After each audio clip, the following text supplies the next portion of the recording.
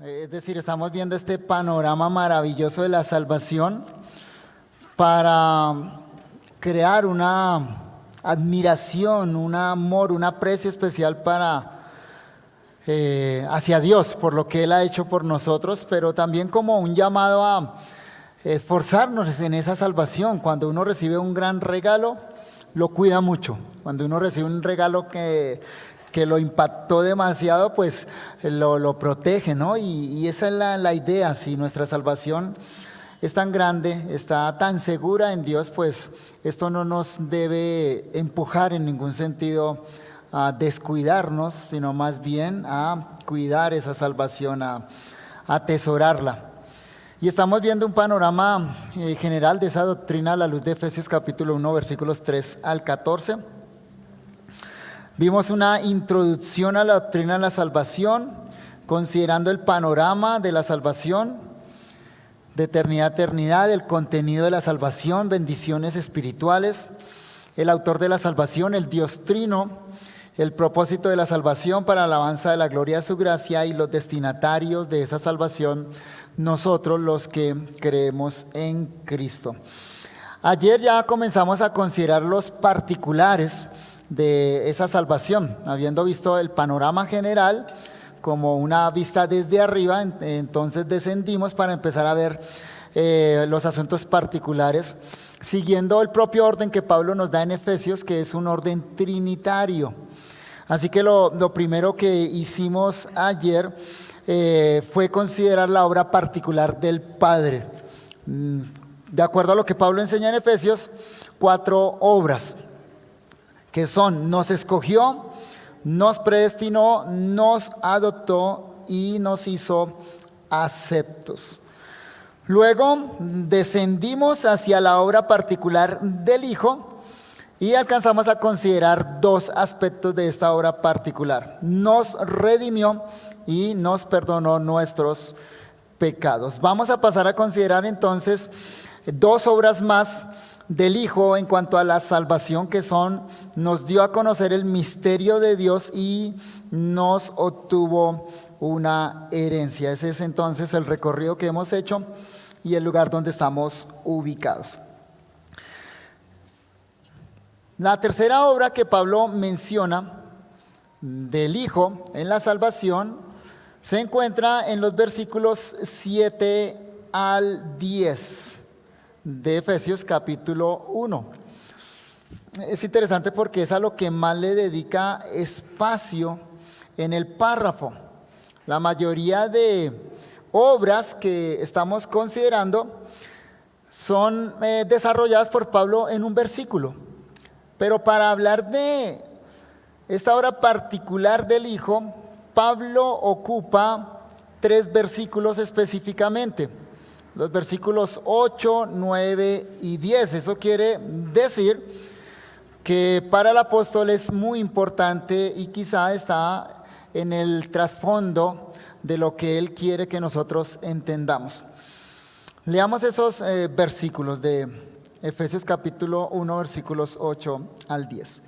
Que hizo sobreabundar para con nosotros en toda sabiduría e inteligencia, dándonos a conocer el misterio de su voluntad, según su beneplácito, el cual se había propuesto en sí mismo, de reunir todas las cosas en Cristo en la dispensación del cumplimiento de los tiempos, así las que están en los cielos como las que están en la tierra. El versículo 7, recordemos, declaró la verdad general de la redención y dijo que esa redención consiste particularmente en el perdón de los pecados. Ahora, en los versículos 8 al 10 que acabamos de leer, Pablo pasa a explicar la palabra gracia. Observen que el versículo 8 comienza con un que hizo sobreabundar. Ese que es un pronombre que hace referencia a la última palabra mencionada en el versículo 7, la palabra gracia. Así que versículos 8 al 10 en sí son una explicación de esa gracia que Dios nos otorgó. Pablo dice en el versículo 7 que el perdón de los pecados fue según la abundancia de la gracia de Dios. Nos llenó de gracia a través de su Hijo Jesucristo, es un acto que se basa en la inmedible gracia de Dios para con nosotros los pecadores, algo que nosotros jamás lograremos cuantificar, jamás lograremos medir. ¿Qué tan grande es esa gracia? Eso no cabe en medidas humanas, no podemos darle una medida en nuestra mente. Y entonces Pablo a continuación pasa a señalar que esa gracia fue derramada abundantemente sobre nosotros, dándonos sabiduría e inteligencia. Por supuesto, esa sabiduría e inteligencia no tiene que ver con cosas terrenales, no tiene que ver con materias que vemos en la escuela o en la universidad. Es gracia que nos da entendimiento, sabiduría e inteligencia con respecto a las bendiciones espirituales que nos fueron dadas. Ese concepto aparece también en Romanos capítulo 5, versículos 15 al 17. Por favor, búsquelo y lo vamos a leer. Es esa gracia abundante que no solo nos da el perdón de los pecados, sino que nos provee un entendimiento de lo que Dios hizo a nuestro favor en Cristo. Romanos 5, 15 al 17. Pero el don no fue como la transgresión. Porque si por la transgresión de aquel uno murieron los muchos, abundaron mucho más para los muchos la gracia y el don de Dios por la gracia de un hombre, Jesucristo. Está comparando a Adán y a Cristo. Y Pablo nos dice acá que la transgresión de Adán y lo que vino por causa de esta no es comparable con la gracia que vino a través de Jesucristo. No hay comparación entre Adán y Cristo. Porque si bien lo que Adán hizo afectó a toda la raza y fue algo terrible, trágico, la gracia que viene en Jesucristo sobrepasa ese pecado de Adán. Luego Pablo sigue diciendo, y con el don no sucede como en el caso de aquel uno que pecó. Porque ciertamente el juicio vino a causa de un solo pecado para condenación, pero el don vino a causa de muchas transgresiones para justificación. Un pecado afectó a muchos, el de Adán afectó a todos sus descendientes, pero la obediencia de Cristo afectó a un incontable número de salvos. Pues si por la transgresión de uno solo reinó la muerte, mucho más reinarán en vida por uno solo Jesucristo los que reciben la abundancia de la gracia y del don de la justicia. Entonces esa gracia que nos es dada en Cristo es incontable, no la podemos cuantificar de ninguna manera. Y en Efesios Pablo nos explica que esa abundancia de gracia nos colma de sabiduría y discernimiento espiritual. Nosotros que por naturaleza somos necios, nosotros que por naturaleza no entendemos la mente de Dios, como dice el profeta, Dios por medio del profeta, vuestros pensamientos no son mis pensamientos. Hay una distancia increíble, insalvable entre la sabiduría humana, si se le puede llamar así, y la sabiduría divina. Dios nos toma en esa necedad, nos da el perdón de pecados, pero hace una renovación en nuestra mente. De manera que ahora podemos entender el eterno propósito de Dios en Cristo. Esto es increíble, esto es maravilloso, hermanos, porque es como si se nos quitara un velo que teníamos en los ojos por medio de la gracia de Dios y ahora vemos la historia de la humanidad y entendemos todo. ¿A usted no le ha pasado eso? Usted antes no entendía la historia y más bien decía la historia de la humanidad es terrible, esa historia marcada por tantas tragedias, esto parece que no va a ningún lado. La percepción de la historia del no creyente es trágica, es que no va a un fin. La gente vive sin esperanza porque eso es lo que nos transmite la sabiduría humana, entre comillas. Pero cuando Dios obra en nosotros a través de su Espíritu Santo, ahora vemos el panorama de la historia y decimos, qué maravilloso el plan de Dios. Incluso podemos entender por qué en el plan de Dios estaba que Adán y Eva pecaran. Cosas que nos parecían absurdas a nosotros ahora decimos, miren cómo esto promueve un fin mayor que es toda la gloria de Dios. Eso precisamente es lo que Pablo nos está enseñando en Efesios capítulo 1 versículos 8 al 10. Es la declaración más asombrosa que el ser humano pueda conocer. Entender cómo un Dios sabio está conduciendo cada etapa de la historia para el fin que Él previó, para el fin que Él predestinó. Nada se sale de las manos de Dios. Y cada aspecto de la historia humana, aún las cosas difíciles, aún las tragedias, está caminando hacia el propósito de Dios en Cristo Jesús. Eso que nos debe asombrar a nosotros, solo es posible por medio de la revelación que Dios nos da en la persona de Cristo, y el Espíritu Santo nos ilumina para entenderla. Miren cómo Pablo lo expresa en 1 Corintios capítulo 2 versículos 6 al 10. Primera a los Corintios 2, 6 al 10.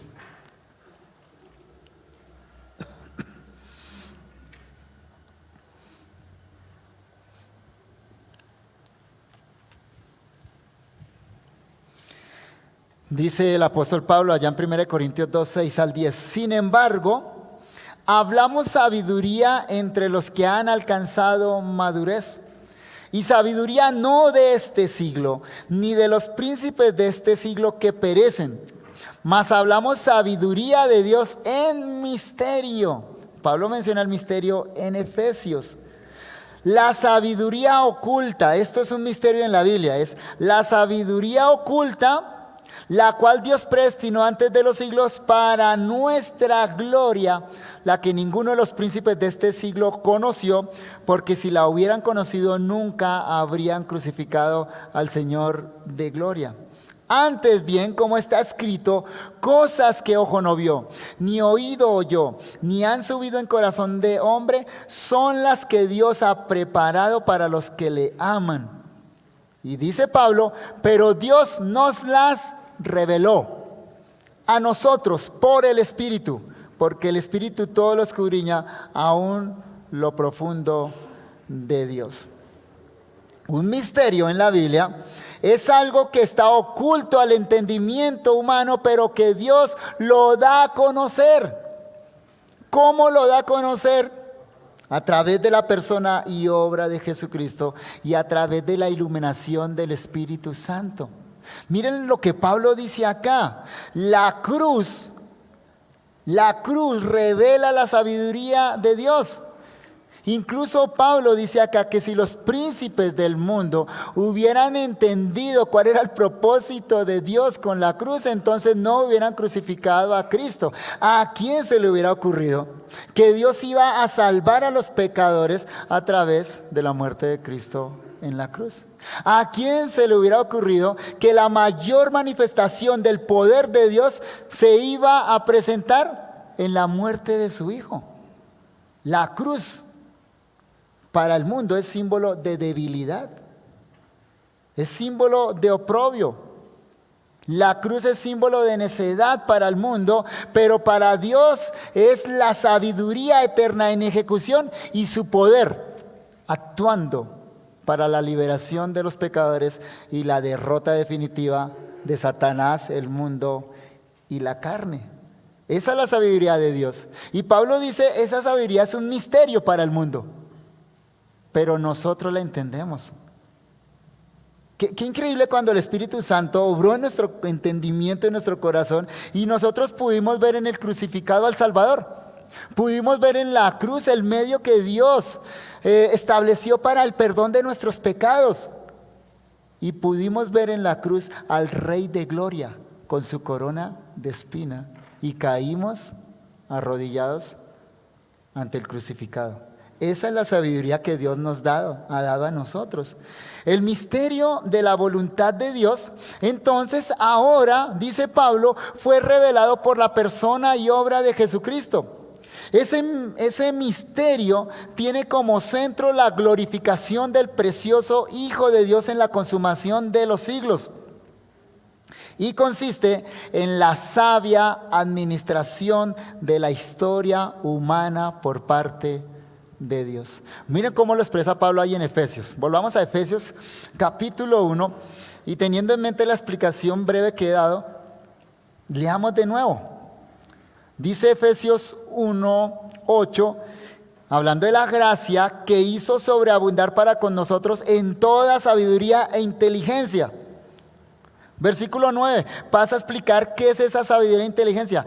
¿Para qué nos capacitó Dios? Versículo 9, dándonos a conocer el misterio de su voluntad. ¿Ven para qué es esa sabiduría e inteligencia? No es para que me vaya bien en el examen de la universidad. Es para entender el misterio de la voluntad de Dios según su beneplácito, el cual se había propuesto en sí mismo. ¿En qué consiste ese plan precioso y maravilloso? Versículo 10, de reunir todas las cosas en Cristo, en la dispensación del cumplimiento de los tiempos, así las que están en los cielos como las que están en la tierra. La palabra dispensación, en el versículo 10, significa administración. ¿Qué está diciendo Pablo ahí? Bueno, que Dios está administrando la historia de la humanidad de tal manera que está caminando hacia un propósito claro y definido. ¿Cuál es ese propósito? Dice Pablo, reunir todas las cosas bajo una sola cabeza. Cristo. La palabra reunir ahí significa reunir bajo una cabeza. Que todo esté bajo el gobierno de Cristo, las cosas que están en los cielos y también todo lo que está en la tierra. Repito entonces, Dios está administrando la historia para conducirla hacia ese propósito. Y nosotros lo sabemos, nosotros lo entendemos. Nosotros tenemos una visión de la historia diferente a la que tiene el ser humano. Si el ser humano habla de evolución, nosotros no hablamos de evolución, hablamos de creación, diseño y propósito. Hablamos de providencia divina. Si el mundo habla de caos, si el mundo habla de casualidad, de no sabemos hacia dónde vamos, nosotros hablamos de un propósito que Dios predeterminó y que lo está llevando a su cumplimiento.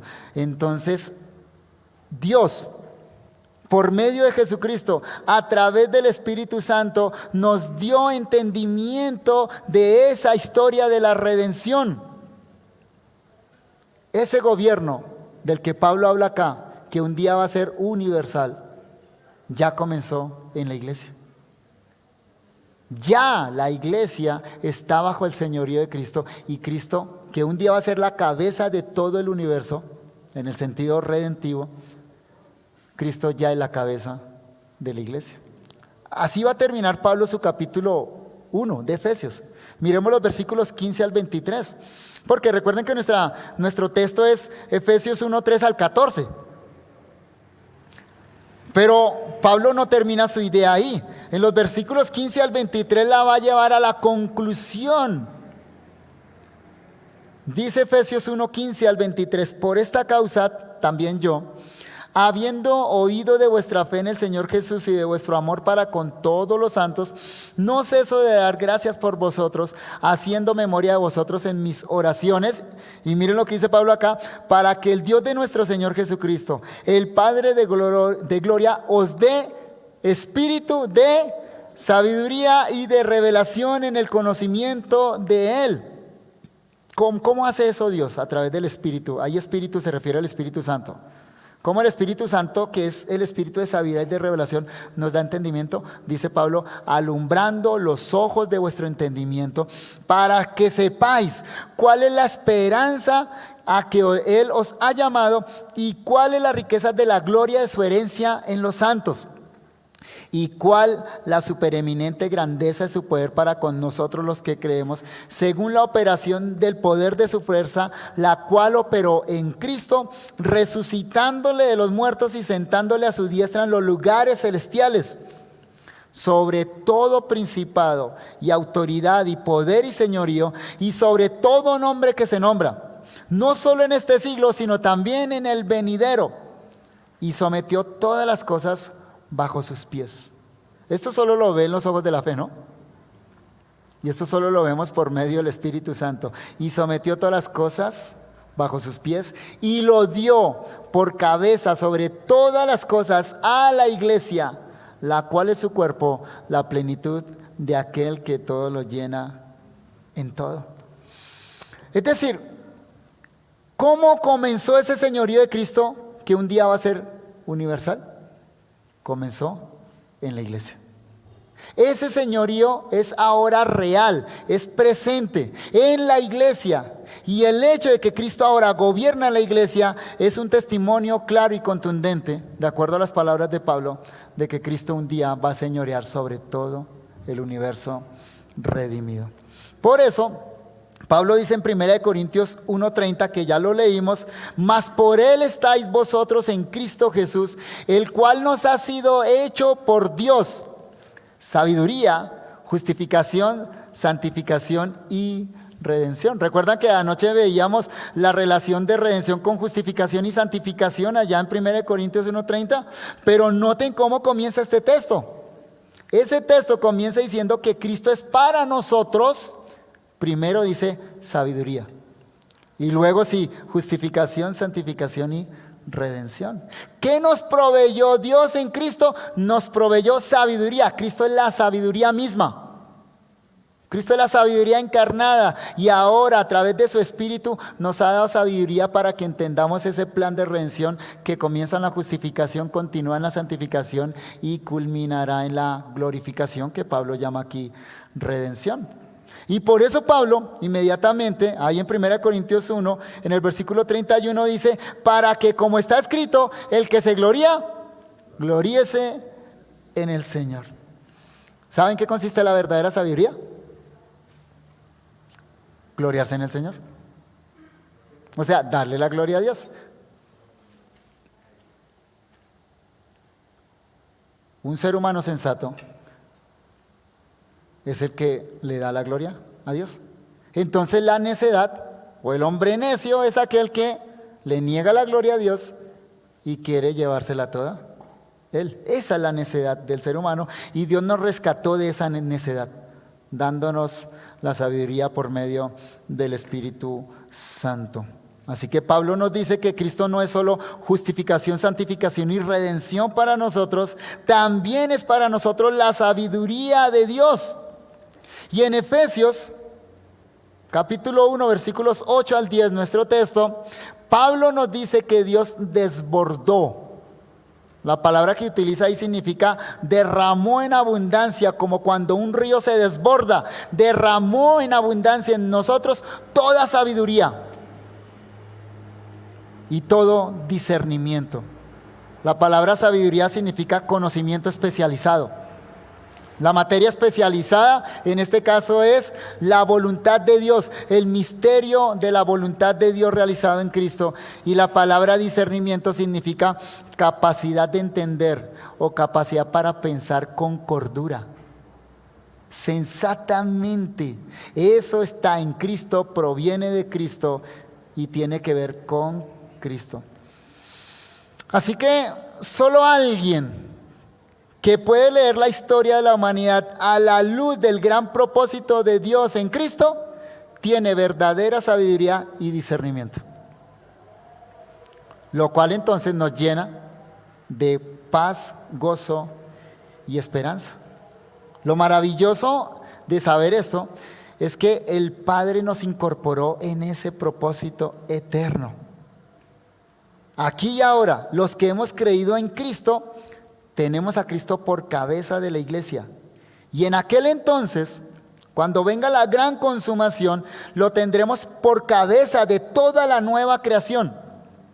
Esto nos coloca a nosotros, los creyentes, en un lugar muy seguro y con un propósito verdaderamente grande, más grande que nosotros mismos: vivir para la gloria de Cristo.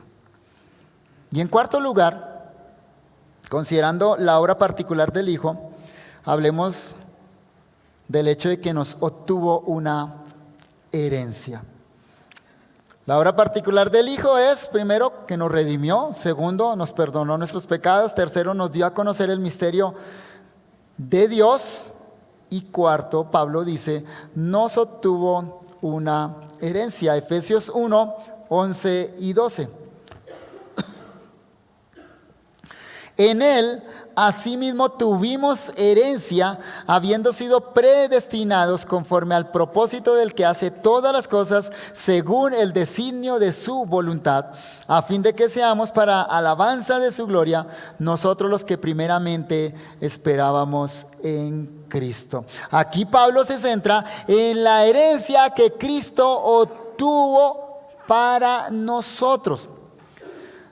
Pero en realidad, si somos más precisos, hay que decir que esa herencia Cristo no la obtuvo para nosotros, la obtuvo para Él. Pero ¿sabe qué hace Él? Que es tan bueno, tan bondadoso. Esa herencia que la obtiene para Él, la comparte con nosotros, los que estamos unidos a Él por la fe. Pablo dice en Romanos 8:17, y si hijos, también herederos, herederos de Dios y coherederos con Cristo, si es que padecemos juntamente con Él, para que juntamente con Él seamos glorificados. Pablo utiliza ya la palabra coherederos, o sea, herederos al lado de Cristo, enseñándonos así que esa herencia le pertenece solo a Cristo y que Él la ha compartido con nosotros. En Efesios capítulo 3, versículos 4 al 6, Pablo vuelve a hablar de esta verdad. Efesios 3, 4 al 6, de nuevo enfatizando la sabiduría de Dios que le fue dada a él como apóstol para dar a conocer el misterio de la voluntad de Dios a la iglesia. Otra vez, allá en Efesios 3, 4 al 6, Pablo enfatiza que ese misterio tiene como centro a Cristo, quien reúne en un solo cuerpo a judíos y a gentiles, haciéndolos los dos coherederos. Leo para ustedes Efesios 3, 4 al 6. Leyendo lo cual podéis entender cuál sea mi conocimiento en el misterio de Cristo.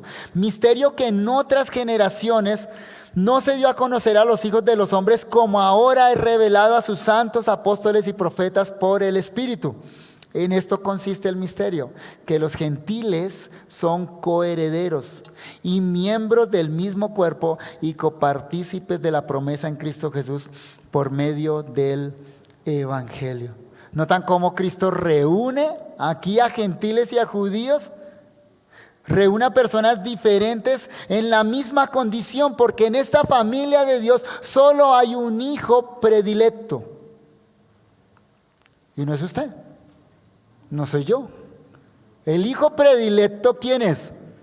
Cristo. El resto somos hijos en virtud de la obra de Cristo y todos en igualdad de condiciones, no importa nuestra raza. No importa nuestro idioma, no importa nuestra nacionalidad, no importa nuestro sexo, todos los que creemos en Cristo entramos en igualdad de condiciones. Pablo lo dice de una manera maravillosa, somos coherederos, comiembros del cuerpo y copartícipes de la promesa. Esa pequeña palabrita co que está pegada ahí a cada una de estas expresiones significa en igualdad de condiciones. Así que hermanos, hay un solo heredero. Hay uno solo que es el hijo favorito de Dios. Ese es Cristo. Y nosotros bendecidos por ese hijo predilecto.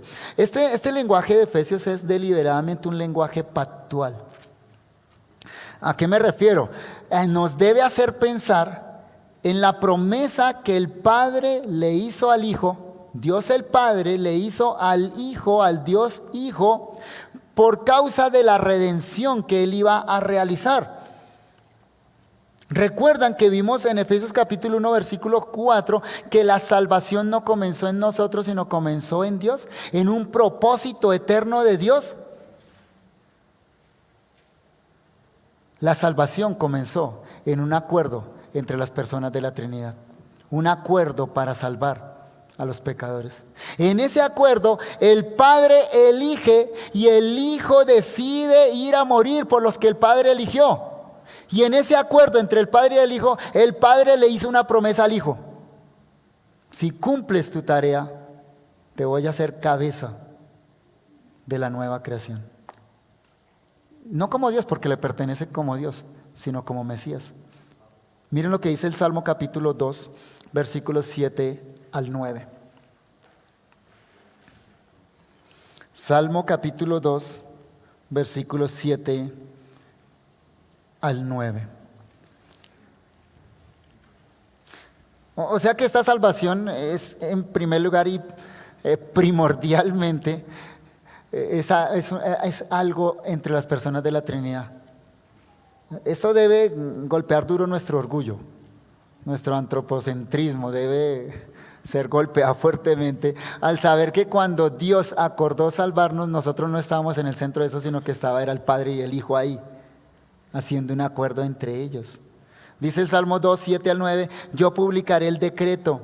Jehová me ha dicho, mi hijo eres tú, yo te engendré hoy. Pídeme y te daré por herencia a las naciones y como posesión tuya los confines de la tierra. Los quebrantarás con vara de hierro, como vasija de alfarero los desmenuzarás. Este salmo es citado en el Nuevo Testamento varias veces, repetidas veces, aplicado a Cristo. Y se ve en el Nuevo Testamento cumplido en Cristo. Es decir, el Nuevo Testamento nos revela que lo que está expresando el Salmo capítulo 2 no es simplemente algo que sucedía con los reyes davídicos. Sí, seguramente esto era un salmo de entronización. Un salmo que se leía cada vez que un hijo de David se sentaba en el trono de Jerusalén. Pero el Nuevo Testamento, o mejor, el Espíritu Santo en el Nuevo Testamento nos revela que eso simplemente apuntaba a una realidad mayor. A un acuerdo que hubo entre el Padre y el Hijo, donde el Padre le dice al Hijo, pídeme y te daré por herencia a las naciones. Observemos ese cumplimiento en el Nuevo Testamento. Hechos, capítulo 13, versículos 32 al 33 inicialmente.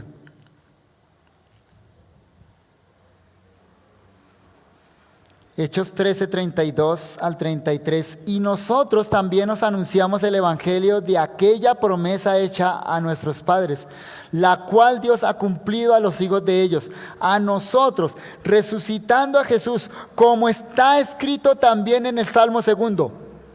Mi hijo eres tú, yo te he engendrado hoy. ¿Ven el cumplimiento de la promesa? Sí, ahí Pablo está hablando de la promesa que Dios hizo a Israel en la persona de los patriarcas. Pero esa promesa estaba basada en una promesa mayor. La promesa del Salmo capítulo 2. La promesa que el Padre le hizo al Hijo. Claro, ahí hay un acuerdo de obediencia. El Hijo acuerda obedecer los términos que el Padre impone en ese pacto. Los términos del Padre para el Hijo es: muere por los que yo elegí, represéntalos, vive una vida en perfección, representándolos a ellos. Y el Hijo cumplió perfectamente la voluntad del Padre. He venido a hacer la voluntad de mi Padre, dijo Jesucristo. Hebreos capítulo 1, versículos 5 al 6. Hebreos 1, 5 y 6. Porque ¿a cuál de los ángeles dijo Dios jamás, mi hijo eres tú, yo te he engendrado hoy, y otra vez yo seré a él padre, y él me será hijo? Esa promesa, ¿a quién se la podía hacer Dios? ¿Incluso a un ángel? No, a ninguna criatura. Eso es una promesa que solo Dios le puede hacer a Dios. Dios el Padre se la hace al Hijo. Dice Hebreos entonces, y otra vez, cuando introduce al primogénito en el mundo, dice, adórenle todos los ángeles de Dios. ¿Cómo se le llama a Cristo acá, al Mesías? El primogénito. Solo hay un hijo primogénito de Dios. Apocalipsis 2, 26 al 29. Apocalipsis 2, 26 al 29. Vean cuántas veces se repite esta promesa del Salmo 2 en el Nuevo Testamento. Al que venciere y guardare mis obras hasta el fin, yo le daré autoridad sobre las naciones y las regirá con vara de hierro y serán quebradas como vaso de alfarero. Como yo también, Cristo está hablando acá, como yo también la he recibido de mi Padre. Y le daré la estrella a la mañana. El que tiene oído, oiga lo que el Espíritu dice a las iglesias. Cristo dice acá, yo también la he recibido de mi Padre. Es decir, ¿qué recibió el Padre? El versículo 26 lo dice: autoridad sobre las naciones, regir a las naciones con vara de hierro, quebrar a las naciones. como un vaso de alfarero. ¿Dónde está esa promesa? En el Salmo 2, versículos 7 y 8. ¿Y notan lo que dice Cristo acá? ¿Notan la promesa que Cristo nos está dando a nosotros? Él dice, al que venciere y guardare mis obras hasta el fin, yo también le daré autoridad. O sea, la herencia que él recibió, no la comparte. Y Apocalipsis 19, 11 al 16.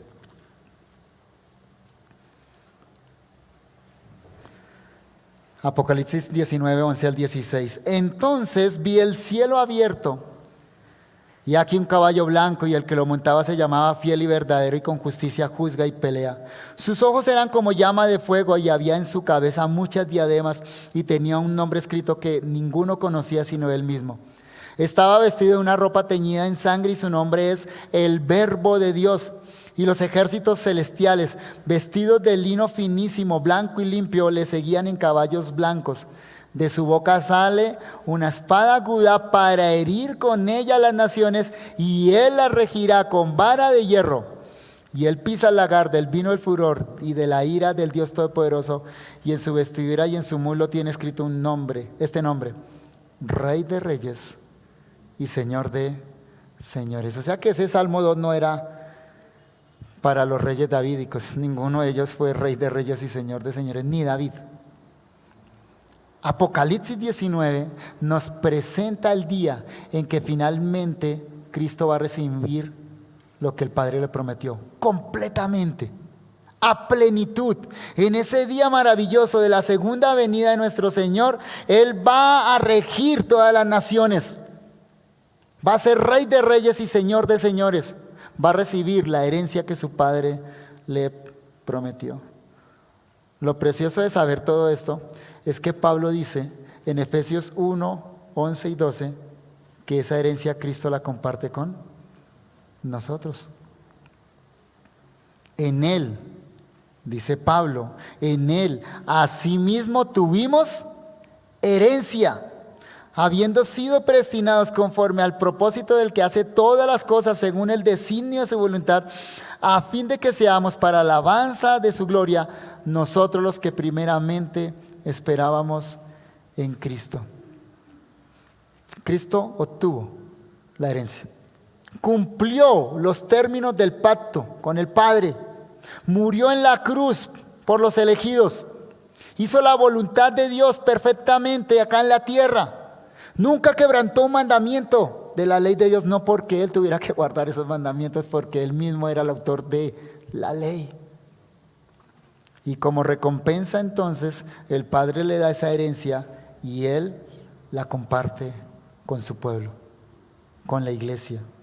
Él comparte con nosotros y va a compartir con nosotros su gobierno en la nueva creación. Y esto es seguro, dice Pablo, porque es conforme al propósito de quien hace todas las cosas según el consejo de su voluntad. Es seguro porque Dios es el que planeó la historia de la humanidad. La historia de la humanidad entonces no es la historia de la humanidad, es la historia del plan redentor de Dios, es la ejecución del plan eterno de salvación de Dios centrado en la persona de Jesucristo. Pero nunca olvidemos, hermanos, como Pablo nos dice en este texto, que el objetivo de todo este plan eterno de redención no es nuestra gloria, sino la gloria del Dios Trino, que quiso salvarnos a pesar de nuestros pecados, a pesar de nuestra rebeldía. El Padre no estaba obligado a elegirnos, el Hijo no estaba obligado a redimirnos, mucho menos el Hijo estaba obligado a compartir con nosotros la herencia que el Padre le prometió a Él y no a nosotros, y que le costó a Él la vida. Como dice Pablo en Efesios 2, 1 al 10, nuestro bendito Salvador se humilló a sí mismo y se hizo siervo para nuestra redención. Así que no olvidemos esta grandiosa verdad y grabémosla fuertemente en nuestra mente y corazón, a fin de que seamos para la alabanza de su gloria los que ya antes esperábamos en Cristo.